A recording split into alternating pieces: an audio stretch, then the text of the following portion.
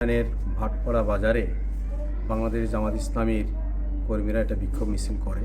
কারণ গতকাল মাগরিবের পরেই জামাত ইসলামীর কর্মী আব্দুস সাত্তার ইকবালের নেতৃত্বে কতিপয় সন্ত্রাসী তাকে নামাজরত অবস্থায় ছিল, সেখান থেকে ধরে এনে তাকে বেদম পিটায় এবং তার একটা হাত এবং একটা পা ভেঙে যায়। সে এখন খুলনা আড়াইশো হাসপাতালে ভর্তি আছে। তার প্রতিবাদে জামাত ইসলামীর কিছু কর্মী তারা ভাটপাড়া বাজারে মিছিল করছিল। তাদের হাতে কোনো লাঠিসোঁটা ছিল না, কোনো কিছুই ছিল না। তাদের মিছিল শুরু হওয়ার সাথে সাথেই ওই এলাকার উচ্ছৃঙ্খল একটি ছেলে ইকবাল, তার নেতৃত্বে কতিপয় যুবক এসে মিছিলে গতিরোধ করে। তখন তারপরও তারা উত্তেজিত হয়নি, মিছিল তারা থামিয়ে দেয়। এরপরে তারা মসজিদে আসরে নামাজ পড়তে যায়, ভাটপাড়া বাজার মসজিদে।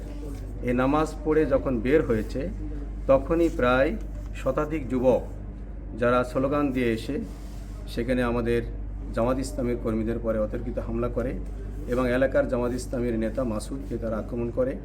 মাসুদকে আক্রমণ করলে হকি স্টিক লাঠিসোঁটা নিয়ে আক্রমণ করেছে। তখন বোখারি সে ঠেকাইতে যায়, তখন তার মাথায় কয়েকটা বাড়ি লাগে, সে মারাত্মক আহত হয়। সে এখন ইবনে সিনা হাসপাতালে ভর্তি আছে, তার অবস্থা আশঙ্কাজনক।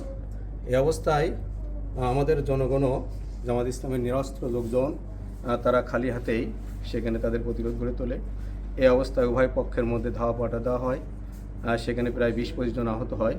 আমাদের প্রায় 20 জন কর্মী আহত হয়েছে। বোখারি, আনোয়ার, আব্দুর রহিম সহ প্রায় 20 জন কর্মী আহত হয়েছে, যারা খুলনার কিছু প্রাইভেট ক্লিনিকে ভর্তি আছে। এবার বোখারি এখানে ভর্তি আছে।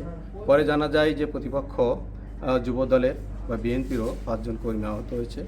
তার মধ্যে কয়েকজন কর্মী হয়তো বা একটু আশঙ্কাজনক আছে, তারা এখন বিভিন্ন হাসপাতালে ভর্তি আছে। এই ঘটনায় আমি অত্যন্ত মর্মাহত এবং দুঃখিত।